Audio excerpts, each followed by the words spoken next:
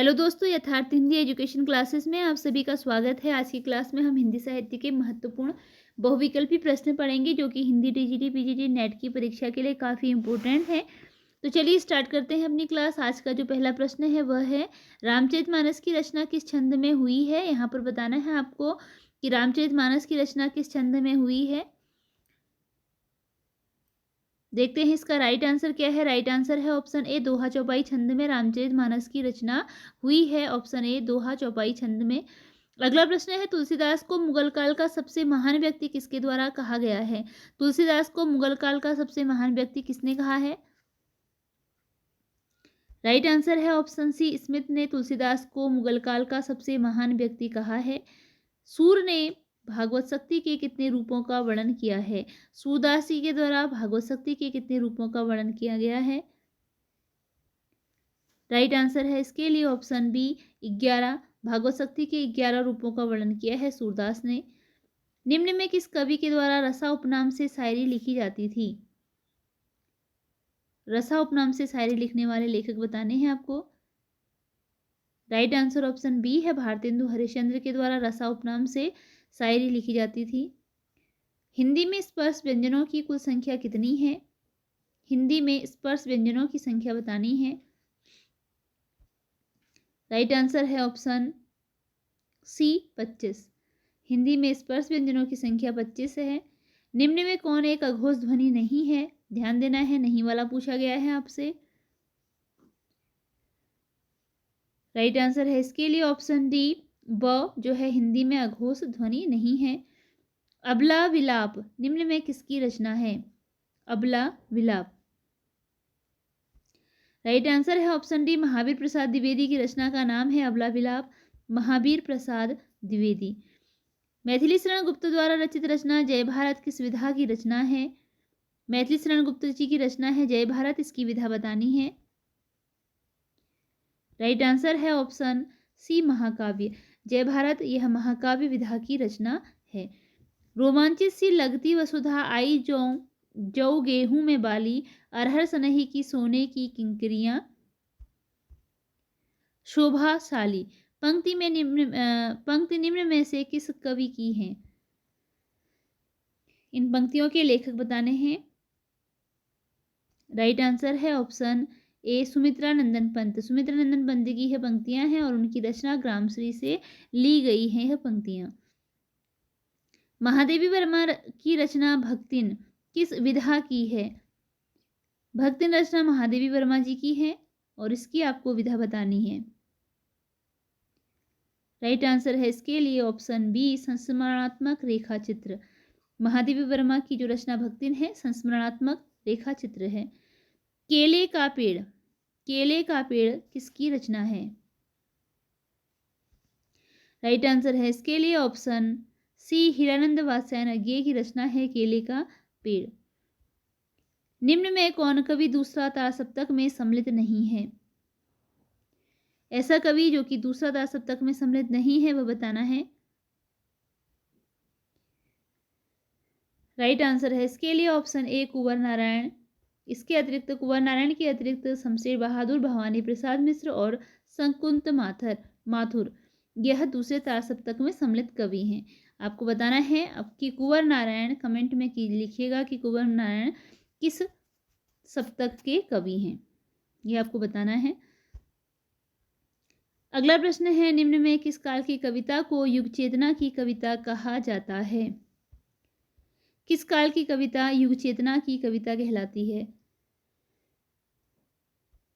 इसका right answer है option A, प्रगतिवाद। प्रगतिवाद की कविता युग चेतना की कविता कहलाती है। प्रगतिवाद। बालक। अगला प्रश्न देखते हैं, निम्न में कौन सा उपन्यास रांगे राघव का नहीं है। इसमें से वह उपन्यास बताना है जो कि रांगे राघव जी का नहीं है। नहीं। ऑप्शन है घरौंदा, सीधा साधा रास्ता, राई और पर्वत और मशाल। राइट आंसर है ऑप्शन डी, मशाल। यह जो है रांगे राघव की रचना नहीं है, जबकि घरौंदा, सीधा साधा रास्ता, राई और पर्वत यह रांगे राघव की रचनाएं हैं। जीने के लिए उपन्यास किसके द्वारा लिखा गया है। उपन्यास का नाम है जीने के लिए। उपन्यास विधा की रचना है, कभी विधाएं भी पूछ ली जाती हैं रचनाओं की। तो यह एक उपन्यास विधा की रचना है, इसके लेखक बताने हैं जीने के लिए। राइट आंसर ऑप्शन बी है, राहुल सांकृत्यायन की रचना है जीने के लिए। राहुल सांकृत्यायन की रचना है। अगला प्रश्न है, निम्न में कौन सा एक शब्दालंकार का भेद नहीं है। यहाँ पर कुछ अलंकारों के नाम दिए गए हैं, तो जैसे कि अर्थालंकार, शब्दालंकार और भयालंकार होते हैं। आपको शब्दालंकार का भेद नहीं, जो नहीं है वो बताना है। ठीक है, कि इनमें से कौन सा अलंकार है जो शब्दालंकार के अंतर्गत नहीं आता है। ऑप्शन है अनुप्रास, यमक, श्लेष और उपमा। राइट आंसर है इसके लिए ऑप्शन डी, उपमा। उपमा अलंकार है, शब्दालंकार का भेद नहीं है, अर्थालंकार के अंतर्गत आता है। और जो अनुप्रास है, यमक है और श्लेष है, यह आते हैं शब्दालंकार के अंतर्गत। अगला प्रश्न है, यह रहस्यमय व्यक्ति अब तक ना पाई गई मेरी अभिव्यक्ति है पूर्ण अवस्था। यह पंक्ति निम्न में से किस रचना से ली गई है। यहाँ पर आपको रचना का नाम बताना है कि जो यह पंक्ति है किस रचना से ली गई है। देखते हैं राइट आंसर। राइट आंसर है ऑप्शन सी, अधेरे में। जो अधेरे में रचना है मुक्तिबोध की, इसमें से यह पंक्ति ली गई है। अगला प्रश्न है, ग्रिम नियम का संबंध किससे है। ग्रिम नियम का संबंध किससे है। राइट आंसर है इसके लिए ऑप्शन ए, स्वनिम विज्ञान से संबंध है। ग्रिम नियम का संबंध है स्वनिम विज्ञान से। यहाँ पर स्वम विज्ञान हो गया है, स्वनिम विज्ञान है। अगला प्रश्न है, हिंदी साहित्य का निम्न में कौन सा काल विभाजन ग्रियर्सन के द्वारा नहीं किया गया है। यहाँ पर काल, जैसे कि अलग अलग विद्वानों के द्वारा अलग अलग काल विभाजन किए गए हैं, तो यहाँ पर ग्रियर्सन के द्वारा जो नहीं किया गया है, इनमें से कौन सा नाम ग्रियर्सन ने अपने हिंदी साहित्य के इतिहास लेखन में काल विभाजन में नहीं किया है, वह बताना है आपको। तो इसका राइट आंसर ऑप्शन डी है, परिवर्तन काल नाम इन्होंने कहीं पर भी किसी भी काल को नहीं दिया है, जबकि चारण काल नाम ये आदिकाल को देते हैं। ब्रज का काव्य, कृष्ण काव्य नाम भी दिया है, और 18वीं शताब्दी काल यह नाम दिए गए हैं, लेकिन परिवर्तन काल नाम इन्होंने नहीं दिया है अपने हिंदी साहित्य इतिहास लेखन में। दादू ग्रंथावली का संपादन निम्न में किसके द्वारा किया गया है। यहाँ पर से कौन ऐसे हैं जिन्होंने की दादू ग्रंथावली का संपादन किया था। राइट आंसर है इसके लिए ऑप्शन ए, परशुराम चतुर्वेदी के द्वारा किया गया दादू ग्रंथावली का संपादन। जायसी रचित पद्मावत की रचना में प्रयुक्त छंद है, तो पद्मावत जो रचना है इसमें कौन सा छंद प्रयुक्त हुआ है। राइट आंसर है इसके लिए ऑप्शन ए, दोहा चौपाई छंद में रचित रचना है पद्मावत, दोहा चौपाई छंद में।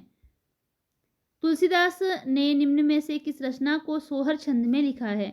तो ये सारी ही रचनाएं तुलसीदास की हैं। वैरागी संदीपनी या वैरागी संदीपनी है, रामाज्ञा प्रश्नावली है, रामलला नहचू है और पार्वती मंगल में है। तो इनमें से वह रचना बतानी है जो कि सोहर छंद में लिखी गई है। इसके लिए राइट आंसर है ऑप्शन सी, रामलला नहचू। इसकी रचना तुलसीदास ने सोहर छंद में की है। अगला प्रश्न है, निकल रही है डर से आह, तक रहे सब तेरी राह। पंक्ति किसके द्वारा लिखी गई है। निकल रही है डर से आह, तक रहे सब तेरी राह, यह पंक्ति किसने लिखी है। इसके लिए राइट आंसर है ऑप्शन सी, मैथिली शरण गुप्त जी की यह पंक्ति है। अगला प्रश्न है, रथ के पहिए किसका उपन्यास है। रथ के पहिए उपन्यास विधा की रचना है और किसका उपन्यास है, यह बताना है।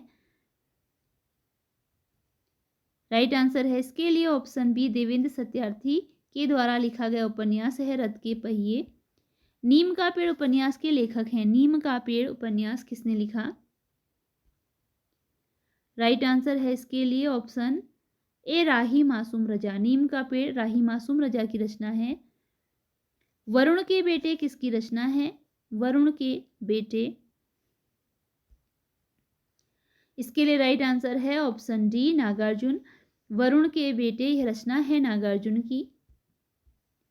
हरिदास कृत उपन्यास किस्सा हवेली किस प्रकार का उपन्यास है। किस्सा हवेली किस प्रकार का उपन्यास है। राइट आंसर है इसके लिए ऑप्शन बी, प्रतीकात्मक उपन्यास है किस्सा हवेली, जो कि रचना है हरिदास की। किस्सा हवेली यह प्रतीकात्मक उपन्यास है। महादेवी वर्मा को यामा रचना पर कौन सा पुरस्कार दिया गया? महादेवी वर्मा की प्रसिद्ध रचना है यामा, इसके लिए इन्हें कौन सा पुरस्कार दिया गया? राइट आंसर है ऑप्शन सी, मंगला प्रसाद पारितोषिक पुरस्कार दिया गया महादेवी वर्मा को उनकी रचना यामा के लिए। अगला प्रश्न है, निम्न में से किस विद्वान के द्वारा आदिकाल को दो भागों संधिकाल तथा चारणकाल में विभाजित किया गया? आदिकाल को दो भागों में संधिकाल और चारणकाल इस नाम से किसने विभाजित किया? राइट आंसर है इसके लिए option A, doctor Ramkumar Verma ने आदिकाल को संधिकाल चारणकाल दो भागों में विभाजित किया। वीणा पाणी निम्न में से किस समास का उदाहरण है? वीणा पाणी में कौन सा समास है? इसके लिए राइट आंसर है ऑप्शन सी, बहुव्रीहि समास। जब बहुव्रीहि समास है, जब किसी शब्द से एक तीसरा अर्थ निकलता है तो वहां पर बहुव्रीहि समास होता है। जैसे वीणा पाणी का समास विग्रह है, वीणा है जिसके हाथ में, अर्थात की सरस्वती, तो यह एक अलग अर्थ निकला, इसलिए यहाँ पर बहुव्रीहि समास है। अगला प्रश्न है, जगन्नाथ शब्द में कौन सी संधि है? जगन्नाथ शब्द में कौन सी संधि है? संधि बतानी है यहाँ पर। इसका संधि विच्छेद होता है जगत धन नाथ बराबर जगन्नाथ, तो इसके लिए यहाँ पर संधि होती है ऑप्शन सी, व्यंजन संधि। निकम्मा शब्द में उपसर्ग है, यहाँ पर उपसर्ग बताना है कि निकम्मा शब्द में कौन सा उपसर्ग है। इसके लिए राइट आंसर है ऑप्शन बी, नी उपसर्ग इसमें लगा हुआ है। प्रगतिवाद की समय सीमा निम्न में से थी। प्रगतिवाद का समय कब से कब तक रहा है बताना है यहाँ पर। राइट आंसर है ऑप्शन 1936 से 1943 तक, ऑप्शन सी इसके लिए राइट आंसर है। प्रगतिवाद का समय रहा था 1936 से 1943 तक। अगला प्रश्न है, बसंत में प्रसन्न हुई पृथ्वी निम्न में किसकी रचना है? बसंत में प्रसन्न हुई पृथ्वी इनमें से किसकी रचना है? राइट आंसर है इसके लिए केदारनाथ अग्रवाल, ऑप्शन ए, केदारनाथ अग्रवाल की रचना है बसंत में प्रसन्न हुई पृथ्वी। निम्न में कौन सी एक रचना सही सुमेलित नहीं है? जो रचना सही सुमेलित नहीं है वह बतानी है। राइट आंसर है ऑप्शन डी, साक्षी रहे वर्तमान प्रभाकर माचवे की रचना नहीं है। इसके अतिरिक्त दिगंत त्रिलोचन की रचना है, जीवन के गान शिवमंगल सिंह सुमन की रचना है, छवि के बंधन भारत भूषण अग्रवाल की रचना है। अगला प्रश्न है, साक्षी रहे वर्तमान निम्न में से किसकी रचना है? साक्षी रहे वर्तमान के लेखक बताने हैं। राइट आंसर है इसके लिए ऑप्शन सी, गिरजा कुमार माथुर। साक्षी रहे वर्तमान यह रचना है गिरजा कुमार माथुर की। हीरानंद वात्स्यायन को उनकी किस रचना के लिए ज्ञानपीठ पुरस्कार प्राप्त हुआ है? हीरानंद वात्स्यायन को उनकी किस रचना के लिए ज्ञानपीठ पुरस्कार प्राप्त हुआ? इसके लिए राइट आंसर ऑप्शन ए है, कितनी नावों पर कितनी बार के लिए हीरानंद वात्स्यायन को ज्ञानपीठ पुरस्कार प्राप्त हुआ। जब हम किसी कार्य को बार बार करते हैं तो उस कार्य से हमें ज्ञान मिलता है, तो वैसे ही आप इसे भी इसके साथ लिंक कर सकते हो कि कितनी नावों में कितनी बार जब वो बैठ गए तो उन्हें ज्ञान प्राप्त हो गया, नावों में बैठने का ज्ञान प्राप्त हो गया, अर्थात उनको ज्ञानपीठ पुरस्कार मिला। निम्न में कौन लेखक तृतीय तार सप्तक में सम्मिलित नहीं है? यहाँ पर उस लेखक का नाम बताना है जो कि तृतीय तार सप्तक में सम्मिलित नहीं है। राइट आंसर है इसके लिए ऑप्शन बी, अवधेश कुमार। यह तृतीय तार सप्तक में सम्मिलित कवि नहीं है। अगला प्रश्न है, सागर मुद्रा निम्न में किसकी रचना है? रचना का नाम है सागर मुद्रा। सागर मुद्रा इसके लेखक बताने हैं।